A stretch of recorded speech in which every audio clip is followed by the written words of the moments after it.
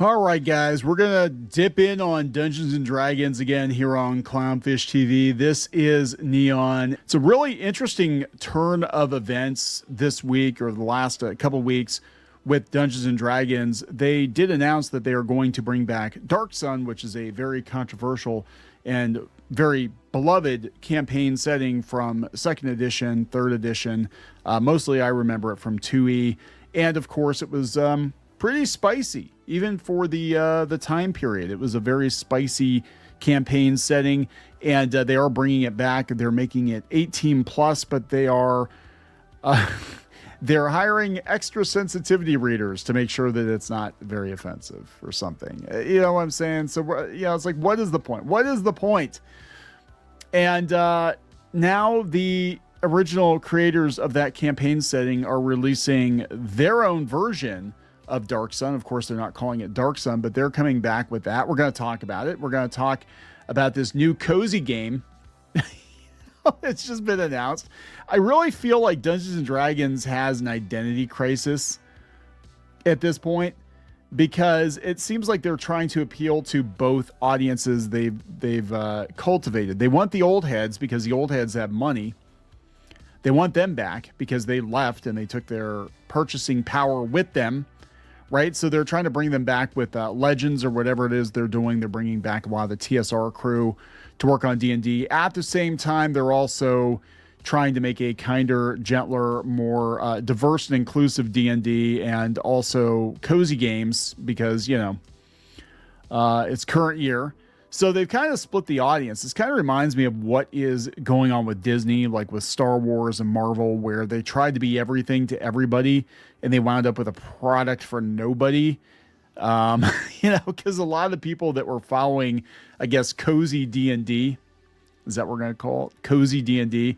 They moved on with Critical Role and some of the other systems, right? A lot of those people did not stick around, but this is kind of where they want to go with things. They're doing this with World of Warcraft too. It's so weird to see. Like, I don't mind fantasy cozy games. I don't, but to see like an official D&D game like this is just kind of weird. It reminds me of that Shire, Tales from the Shire game they did. That was a year or two ago, and I think that company folded. But, good luck with that. This is Dungeons and Dragons Long Rest Tavern. We'll talk about that. And then we're going to talk about the heir apparent to Dark Sun, like the real Dark Sun, right? So this is coming from Polygon. Dark Sun original creators reunite for new D&D book that you can play like in the 1990s. It looks very, very similar to Dark Sun, and I'm wondering if there isn't going to be some problems with wizards. We'll talk about this. It definitely feels like almost like a D&D civil war, because we do have a lot of the old school creators that are kind of striking out on their own, but then also WotC's throwing money at some of the old creators to come back and do stuff for them. Yeah, it's just very weird. They're in a very weird place right now, and I don't think Dungeons and Dragons knows what it is anymore or what it wants to be. I think basically the mandate from Hasbro is make more money, which is what I think they're trying to do with the universes beyond type thing that they're doing for D&D, that they're going to actually have IP like World of Warcraft, probably freaking Strawberry Shortcake, the Care Bears, Big Bang Theory, and whatever, Leave It to Beaver, whatever the hell else they're going to do. The Golden Girls. I would play a Golden Girls D&D campaign, though. I really would. But we're going to talk about this, all this stuff rolled into one big video, because honestly, people don't care that much about Dungeons and Dragons. I know when we first started doing D&D videos, they would get, 100,000 views easy. And a lot of the tabletop channels I follow outside of Critical Role have really fallen off in views. Like, a lot of these channels just have fallen off. I think a lot of people are moving on to other things. They're not watching YouTube anymore. Not when it comes to tabletop. They're listening to podcasts. They're going elsewhere for their news, or they're just like, you know what? I don't care about the scene. I'm gonna party like it's 1999 forever. And I don't blame you. So let's talk about this before we get into it any further. Please subscribe for more pop culture news, views, and rants, guys. Hey, you have a day or two yet to back Geeky's retro Halloween revenge glow-in-the-dark enamel pins. These are pins that she created last year and we're reoffering them this year. We're doing another production run to fulfill with the Monster Mask pins, and also we're adding a neon vampire that glows in the dark as well. So Geeky is not going out into the darkness alone. We don't want that. So check it out. A little over a day yet on Kickstarter. Geeky Sparkles Retro Halloween Revenge glowing enamel pins. So first I'm going to start with this tweet from Robert J. Kuntz, who we've had on the channel. He was on DResed about a year ago, and we had a good conversation with him. It was me and GPA, Graph Paper Architect, and we talked for a little over 2 hours to Mr. Kuntz, and he was there at the very beginning of Dungeons and Dragons. I know people have tried to tell him he doesn't know anything about D&D, and bitch, he helped write the book, like the original book. But anyway, this is an interesting quote from him. Every great cause begins as a movement, becomes a business, and eventually degenerates into a racket. Eric Hoffer. And that's kind of what's going on with D&D right now. Definitely what's going on with D&D. It's corporate-owned IP at this point, and Hasbro is desperately trying to figure out how to monetize the shit out of it. And I don't think anybody over there really knows what D&D actually is or what it's supposed to be, just that they probably got numbers, benchmarks they have to hit, quotas they have to hit, and they're going to do it however the hell they have to do it. If they got to add the Golden Girls and the fucking Smurfs to D&D to Fortnite the shit out of it to get people to play, that's what they're going to do. And that's why I think we're seeing so many mixed messages right now about what they're trying to do. So yeah, as they're announcing Dark Sun, which is the one campaign setting that people thought they would never see again in Dungeons and Dragons, right? So they're announcing Dark Sun, but they're also nerfing the shit out of it. I know it's 18 plus, but that's mostly for graphic violence and nudity. I think they're taking the slavery out of it. And also, the guy in charge is all about fighting fascism. So I'm like, yeah, I think I know where this is going to go. Now, to be clear, the original Dark Sun did definitely have some anti-corporation, ecological messaging in it, but it was done with a pretty deft hand, I think. Current year WotC, I wouldn't trust them to handle something like that because it wouldn't be even-handed. It's not going to go the way that they think, I don't think. And I'm looking at this cover, and as people correctly pointed out, there's a shit ton of metal here, but beyond that, it looks to me like Doom. It doesn't really look like classic Dark Sun. What does look like classic Dark Sun is this. This is coming from the original creators. D&D players who are unsure about WotC's new take on Dark Sun now have another option. Isn't it very weird that this is coming out at the same time they're bringing back Dark Sun? So I have to wonder who was first. I have to wonder if WotC's like, yeah, we're going to bring Dark Sun back, if they never approach the original creators about it because they have a tendency to not approach the original creators. They just kind of drop it. This is what happened with Spelljammer too. I guess they didn't know anything about it. But this is, they're even kind of critical of what's going on with Dark Sun. They said the Dark Sun setting is currently the talk of the D&D world for decades. Fans wish for it to return. The return of Athos, a post-apocalyptic landscape ruled by brutal overlords where heroes fight primarily to survive. Due to the presence of controversial topics such as slavery and genocide, it was long believed that Wizards of the Coast would never return to Dark Sun. This belief was proven wrong at Gen Con 2026, where the publisher announced a trio of new books coming in 2027. Fans of the setting will be pleased to learn there's more on the way. No, what they're not mentioning is WotC is bringing it back. They say they hired more sensitivity readers than they've ever hired. Yes, it is 18 plus, but again, I think that's for graphic violence and nudity. I don't think they're going to allow some of the themes. I'd be very surprised if they did, or if they do, there's going to be massive chastising. I mean, this is the same Wizards of the Coast that hired sensitivity readers to go through and like purge all problematic language from D&D.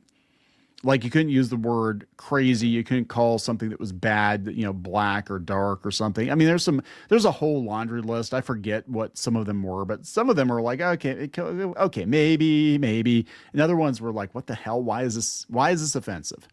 You couldn't say slave. You couldn't say master. You know, so stuff like that. It was very weird. So Dragon Kings is a new project published by Strange Owl Games, coming from Dark Sun's original creators, including Timothy Brown, Troy Denning, Brom. Wow. Okay. Bill Slavisek, Rich Baker, and Shane Hensley. The original Dragon Kings was a Dark Sun accessory module written by Brown and published by TSR in 92. In 2014, Brown launched a successful Kickstarter campaign with the same name that introduced the world of Kytus, with rule sets for Pathfinder, Savage Worlds, and 13th Age. A few years later, another Kickstarter project adapted the rules for 5e. Dragon Kings is a setting designed by Brown that presents some similarities with Athos. Well, I'm looking at the Dragon Kings, and it looks a lot like Boris. I'm just saying, it's, you know, pretty close. And we've got Brom involved, and already this cover, I'm looking at this cover, I'm like, yeah, this looks more Dark Sun to me. According to the project's description on BackerKit, where Dark Sun told a world of squandered, Kytus' world grown complacent and now paying for it, the difference is this: it's not yet too far gone. So that's interesting. So this is almost like, it almost feels like a spiritual prequel to Dark Sun. Like they can still turn back. The new version of Dragon Kings is presented as the spiritual successor to Dark Sun. The book is 5th edition compatible, and it includes a complete setting, rules for 6 new ancestries, new classes and subclasses, more than 30 new creatures, and over 60 pieces of original interior art created by human artists. What's most interesting is that the book also includes conversion rules to D&D 2nd edition. Yes, for those that prefer to stay in the original system of Dark Sun. Absolutely. And I've said it many times. I'm gonna say it again. 2nd edition was my Dungeons and Dragons. That's when I really got into D&D, like big time. I did get the basic set. You know, back me, we did a basic expert. And then I went right into 2nd edition in junior high school, and played with my friends. And that's mostly what we played. And I had like everything. Like I had so many D&D 2nd edition books.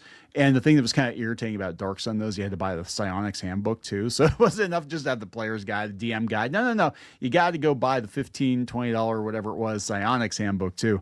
But whatever. If you're a veteran player who wants to recapture that feeling of playing the game from the early 90s, this is the right product for you.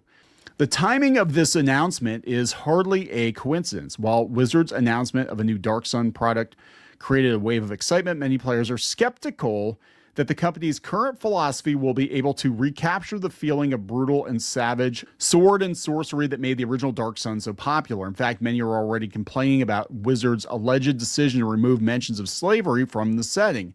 Moreover, none of the original Dark Sun creators are involved in the new books.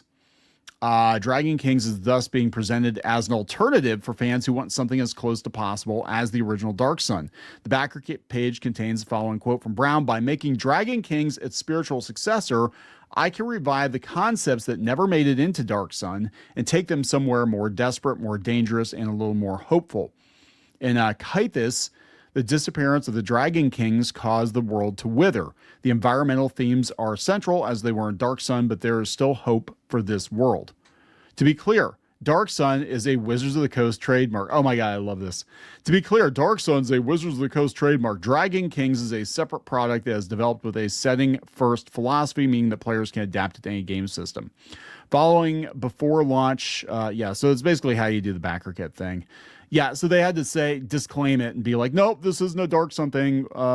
Wizards, please don't cut off our access here at Polygon or whatever. But no, this is interesting because they know this is not going to be authentic Dark Sun. That's why they're trying to give people authentic Dark Sun. And I think that's kind of where we're at with Dungeons and Dragons, where it's going to be hit or miss. I think most people at this point are just kind of homebrewing their own stuff, or it's kind of a mishmash of different things, because it's never going to be what it was. And for old heads like myself, I'm like, my old books work fine. They work fine. I don't need 6.2.5e or whatever. But, Hasbro wants you to subscribe to Dungeons and Dragons forever. And literally that's what they're going to do. New players are going to kind of train them to subscribe to D&D Beyond. And that's how you're going to play D&D. And they want it to become a digital thing. They want to make money hand over fist like magic. And it's a very different system. It's a very different mindset. tabletop gamers versus, card collectors. And I can't even say players, because I think the majority of people that buy Magic cards, I don't think they actually play Magic. I know people that have been collecting Magic cards or trading Magic cards for years. They have never actually played the game. Just like Pokemon. Like, I literally know people that buy shit tons of Pokemon cards, but they could not tell you how to play the game. Like, there is a game there, but they're not buying it for that. They're buying it to Logan Paul it, or they're fans of Pokemon from the video games or the anime or something like that, So it's a weird thing. Whereas D&D, yeah, they're players, right? So we got the whole Dark Sun controversy on one hand. Then the other hand, we've got cozy D&D. That's what I'm saying. This is like a major identity crisis here. Like, they don't know which audience they want. And this is also coming from Polygon. We'll go out and look at the Steam page, though. But a new D&D game will let you live every adventurer's dream. Retirement. You get to retire and run a cozy little tavern with a chipmunk. This is like right up Geeky's alley here. This is what a lot of people think D&D is. And unfortunately, this is what it's become. You always had the option to make it whatever you wanted it to be, though, right? So this is Long Rest Tavern. It's not just a management sim. The developers are big fans of D&D and understand the game's appeal comes from storytelling and lore. Does it? Does it really? Because when I first started playing, it was just about killing monsters and getting gold. But, I'm old as fuck, so yeah, whatever.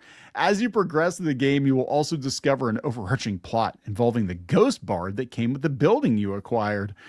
Sounds like Harry Potter. Oh, you can't say Harry Potter now. It's going to set some of these people off. You will also have a chance to interact with some iconic Forgotten Realms characters. And, oh my God, okay. Including everyone's favorite ranger and his miniature space hamster companion, Minsk and Boo. The game loop is made up of 4 sequences. Expand the tavern, craft recipes, serve clients, and send them on quests. This provides variety in gameplay and the gradual unlocking of story bits should you keep invested as the game progresses. Unfortunately, this isn't really an RPG and you can't take control of the adventures during quests. Quests are resolved with a D20 roll against difficulty. You have to select a party and yada, yada, yada. Okay, I got to look at this on Steam. So I'm looking at the pictures and I'm like, I'm just getting like Stardew Valley, like alcoholic edition or something going on here. Like, I mean, these kinds of games are fine. We've actually played them on Clownfish Gaming, but it's not, it's not what I want from D&D. What's up with this guy? Oh yeah. He's slightly suspicious. Let's look at the, oh my God. Let's look at the trailer for this. This is also Dungeons and Dragons. So as we're bringing Dark Sun back, 18 plus, let me blow this up here. We're also doing this. So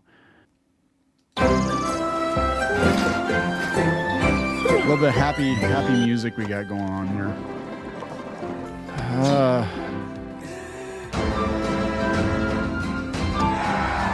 So there we go. Lots of gold. Quest of the day. I mean, look, I don't think there's anything inherently wrong with these kinds of games. It's just like, I wish Hasbro would, pick a lane. Like, who are you trying to appeal to? And I think at this point, it's like whoever's got money or whoever we think has money. So now we're doing the Sims. We're building and decorating our tavern. We're adding some cozy little furniture. Yeah, this is basically what your mom thinks D&D is. This is what your aunt thinks D&D is. And this is what it is to a lot of people, the people who buy the purses and the dresses and the whole thing, right? Like, this is what they've turned D&D into. So we really do have like 2 forks in the road here, right? I don't know which way was the meme, which way Western man? So I'm going to wrap this up, guys. What do you think? Please subscribe. We'll talk later.